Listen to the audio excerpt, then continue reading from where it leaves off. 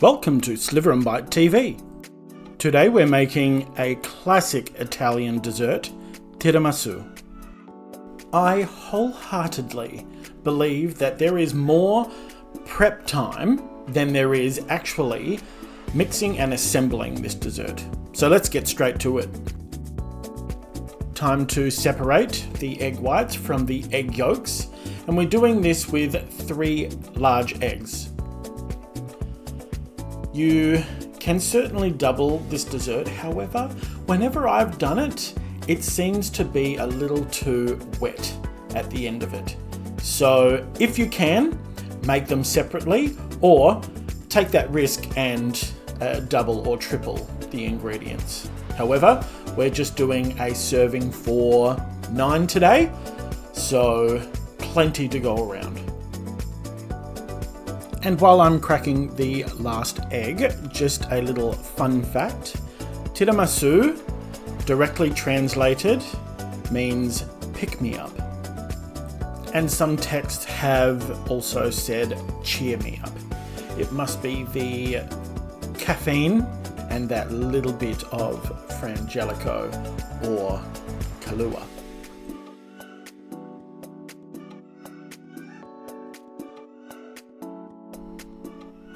Now that the egg whites and egg yolks have been separated, you can put the egg whites off to the side. We're not going to mix them just yet. We are going to get started on adding the sugar to our egg yolks. You want to do this in a medium to large bowl because you will be adding the mascarpone a little later on. So we want to mix these really well to the point where they almost turn white. So you'll be mixing for approximately 8 to 10 minutes. If you are using fresh laid eggs that you have on your property, you may need to settle with a little bit of a yellowy tinge because those egg yolks can be quite rich.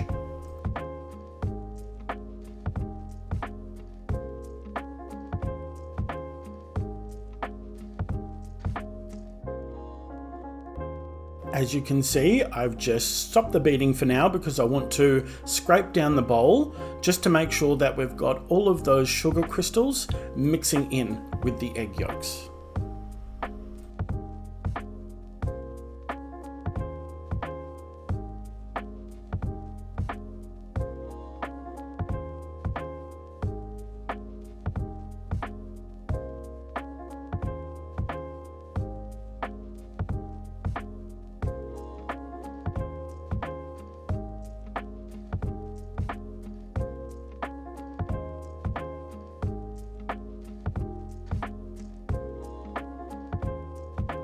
Now that we're coming to the end of the 8 to 10 minutes of mixing the sugar with the egg yolks, you can start whipping your egg whites now. They need to be whipped quite well because you don't want them to deflate nor have too much moisture if you don't beat it enough and there's still some of the egg white goo, I guess you can call it, instead of the foam. Now adding the mascarpone in with the sugar and egg yolks. Start off slow to incorporate, and then you can up your speed to a high speed. It's not so delicate, this mixture at this point. It only becomes delicate once you fold in the egg whites.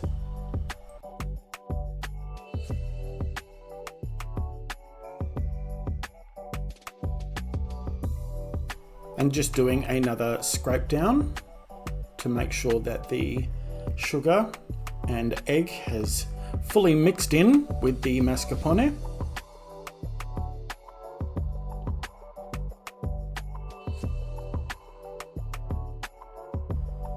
Now, I am completely aware of how I sound when I say tiramisu and mascarpone. However, with this Australian accent, I don't want to go tiramisu, mascarpone, so forgive me. And I also have Italian friends, and this is the way they say it. So why would I butcher such a beautiful dessert? And now that that's fully combined, you can add in your vanilla.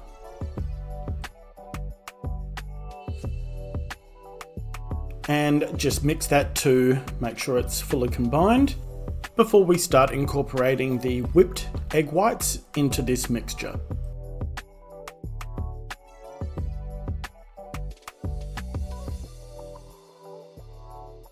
Going to do one last scrape down, and at this stage with the mascarpone you would have been mixing for at least 5 minutes. So I will only mix now just to incorporate the edges.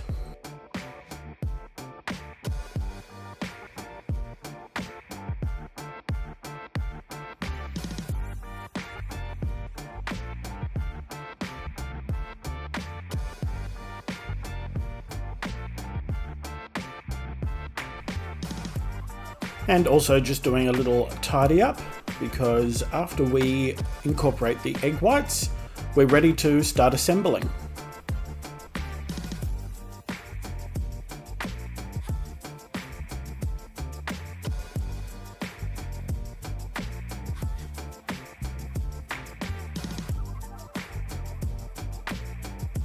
Just double checking the bottom of the mixing bowl, just to make sure that all of the egg whites have been formed into a foam.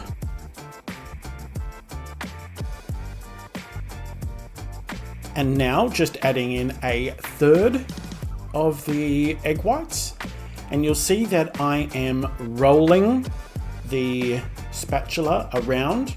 I'm not mixing.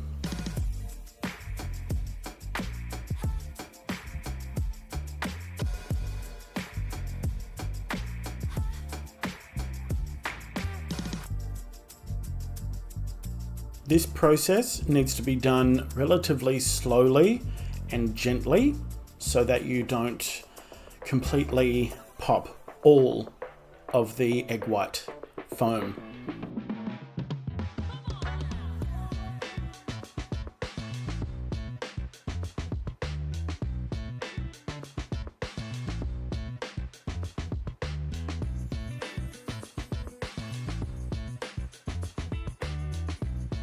Now just adding the last of the egg white.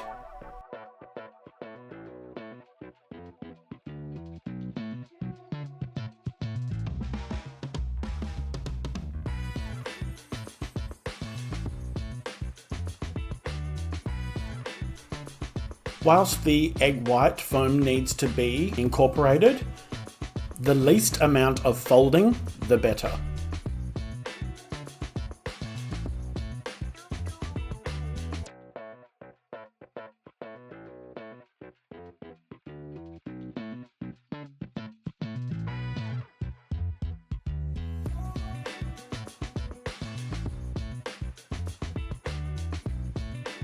You can set that off to the side, and if you are cooking in a relatively warm environment, you can put it in the fridge briefly.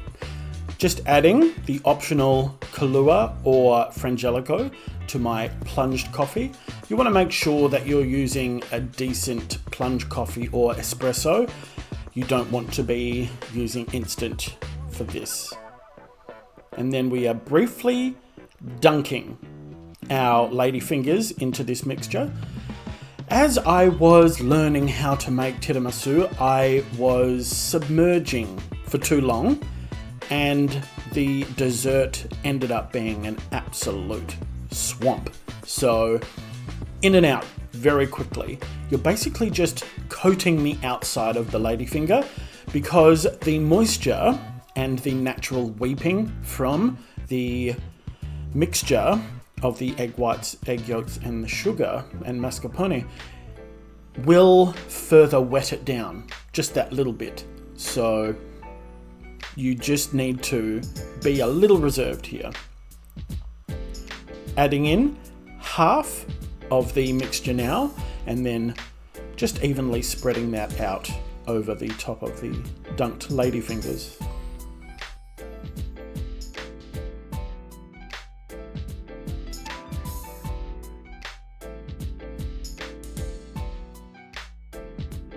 I have been a little reserved with the layering of the ladyfingers.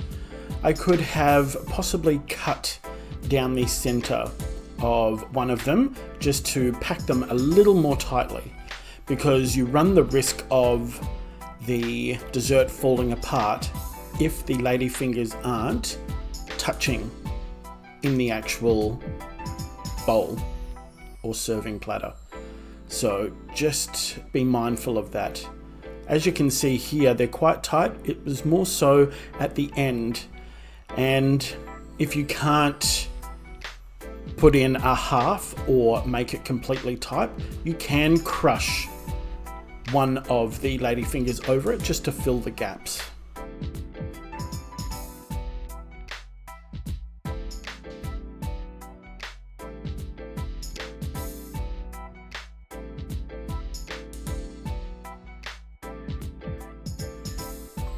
And now spooning on the rest of the filling and spreading that out, and then we're putting that in the fridge.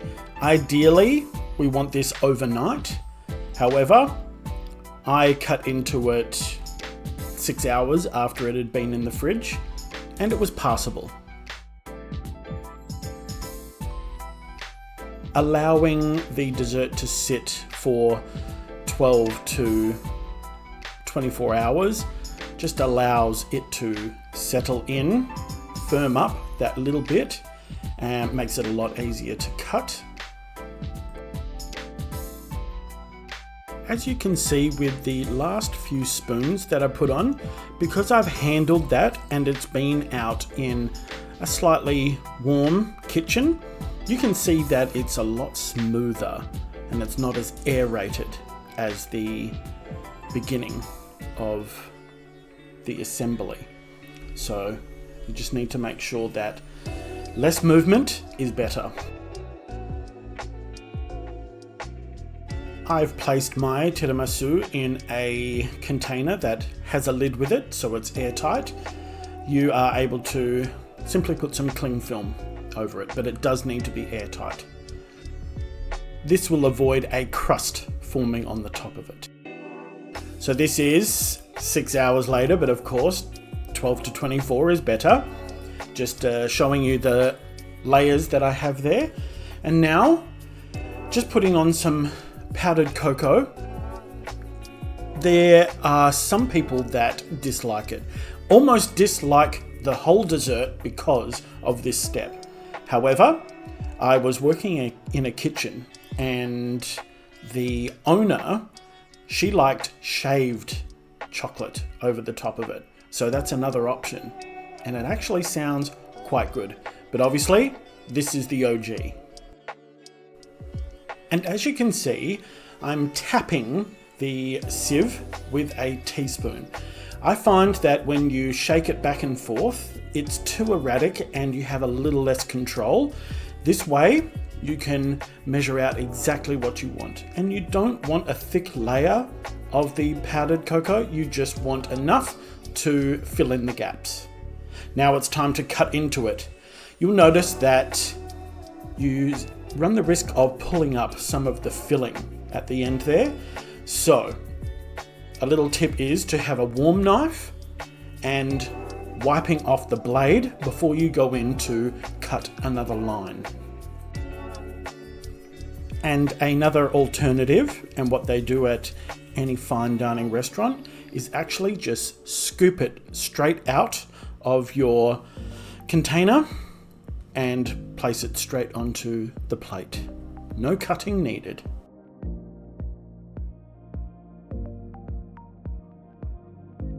And now I'm going in with a spatula that fits the width of it, because you don't want to butcher this delicate looking dessert.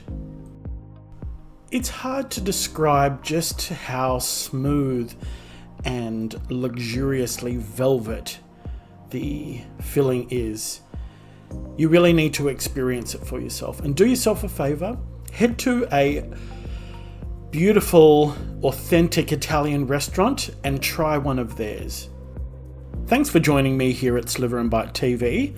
If you like what you see, head to the rest of the channel and check out what else I've created. See you soon.